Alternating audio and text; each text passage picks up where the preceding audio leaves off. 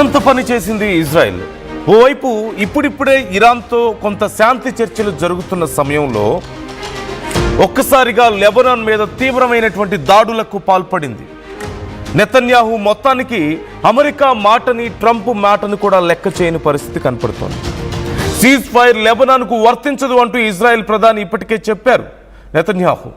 Cease fire పై కేవలం Iran వరకు మాత్రమే సంబంధించింది ఈ విషయం అంటూ కొద్దిసేపటి క్రితమే ఒక ప్రకటన చేశారు. ప్రకటన చేసిన మరికొద్ది క్షణాల్లోనే లెబనాన్ మీద విరుచుకుపడ్డాయి ఇజ్రాయెల్ ఎయిర్ ఫోర్స్. మరోసారి సౌత్ లెబనాన్పై ఇజ్రాయెల్ స్ట్రైక్స్ చేసినట్లుగా తెలుస్తోంది. సిడాన్ నగరంలోని కేఫ్ పై ఇజ్రాయెల్ వైమానిక దాడి చేసింది. ఇజ్రాయెల్ దాడిలో 8 మంది పౌరులు ప్రాణాలు కోల్పోయారు. 22 మందికి సీరియస్గా ఉన్నట్లుగా తెలుస్తోంది. వైమానిక దాడిని ఇప్పటికే లెబనాన్ హెల్త్ మినిస్ట్రీ ధృవీకరించింది. అర్ధరాత్రి నుంచి ఇజ్రాయెల్, అమెరికా, ఇరాన్ మధ్య 2 వారాల సీజ్ ఫైర్కి సంబంధించి చర్చలు జరగడం మనం చూసాం. మొత్తానికి సుదీర్ఘమైనటువంటి యుద్ధం తర్వాత, సుమారుగా 5 వారాలకు పైగా జరిగినటువంటి యుద్ధం తర్వాత కొంచెం ప్రశాంతత దొరుకుతుంది అనుకునే సమయం లోపే మరొకసారి ఇజ్రాయెల్ లెబనాన్ మీద విరుచుకుపడ్డం ఎలాంటి పరిణామాలకు దారితీస్తుందా అంటూ ఆందోళన వ్యక్తం అవుతుంది. లెబనాన్పై మరొకసారి కూడా భీకర దాడులు చేస్తామంటూ ఇజ్రాయెల్ ప్రకటిస్తోంది. ఈ నేపథ్యంలో ఇటు మిడిల్ ఈస్ట్లో సైతం హై టెన్షన్ నెలకొన్నటువంటి పరిస్థితి కనిపిస్తోంది. లెబనాన్ మీద చేసినటువంటి దాడుల్లో చాలా తీవ్రమైనటువంటి నష్టం జరిగినట్లుగా తెలుస్తోంది. ఒక కేఫ్ మీద దాడి చేసినట్లుగా తెలుస్తోంది.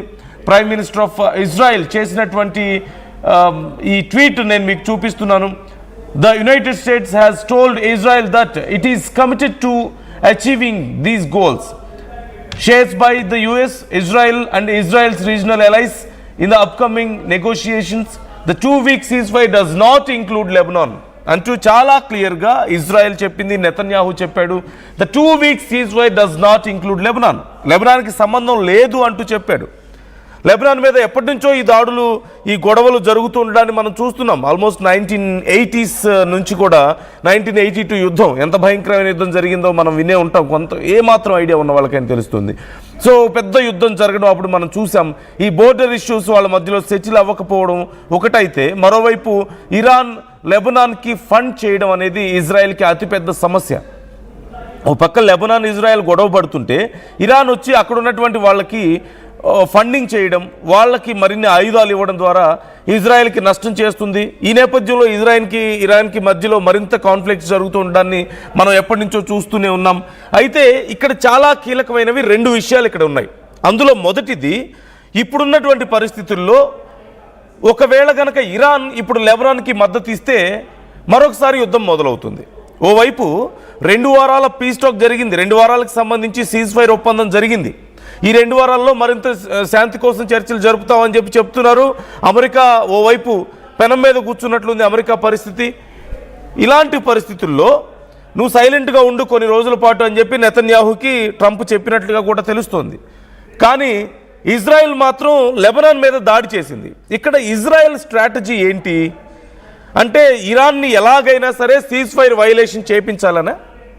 ఇరాన్ ఒకవేళ ఇప్పుడు లెబనాన్కి మద్దతు ఇస్తే ఏ రూపంలో అయినా, అప్పుడు ఇజ్రాయెల్ తిరిగి మళ్ళీ ఇరాన్ మీద దాడులు చేయడానికి అవకాశం ఉంటుంది.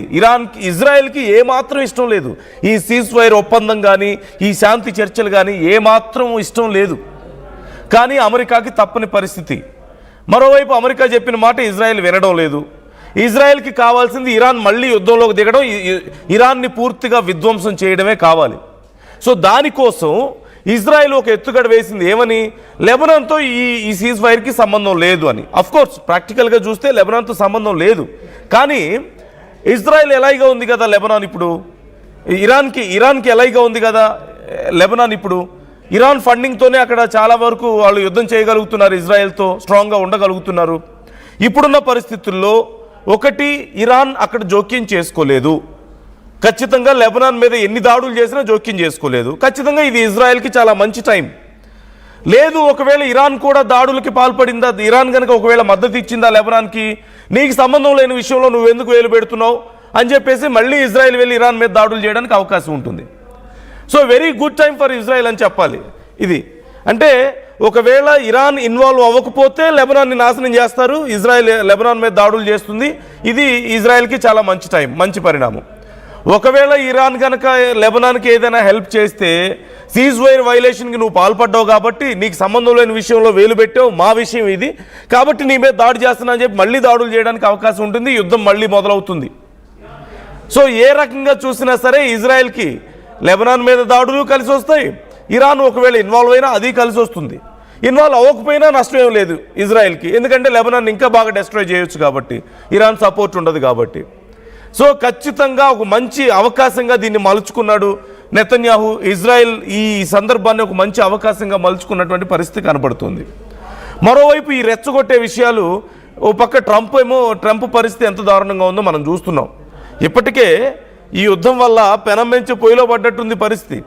ఇలాంటి టైంలో కుదరక మొత్తానికి ఇక ఆల్మోస్ట్ అయిపోయిందిరా, మూడో ప్రపంచ యుద్ధం వచ్చేసింది, న్యూక్లియర్ వార్ జరగబోతుంది, ఏదో దేశాలే మొత్తం తుడిచిపెట్టుకోబోతున్నాయని చెప్పి ప్రపంచం అంతా ఉత్కంఠతో ఎదురు చూస్తున్న సమయంలో మొత్తానికి సీజ్ ఫైర్ ఒప్పందానికి కొంచెం ముందుకు వచ్చింది ఇరాన్.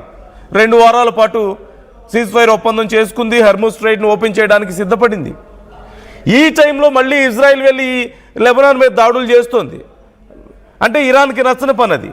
ఇరాన్ ఒకవేళ హెల్ప్ చేస్తే ఇంక పెద్ద గందరగోళం అయిపోతుంది. ఈ సీజ్ ఫైర్ ఒప్పందం ఉండదు, ఈ గొడవ ఉండదు, ఏమీ ఉండదు, మళ్ళీ యుద్ధం మొదలవుతుంది. So it's very clear Israel ఈ సిచ్యువేషన్ని తనకి అనుకూలంగా ఉపయోగించుకునే పని చేస్తుంది.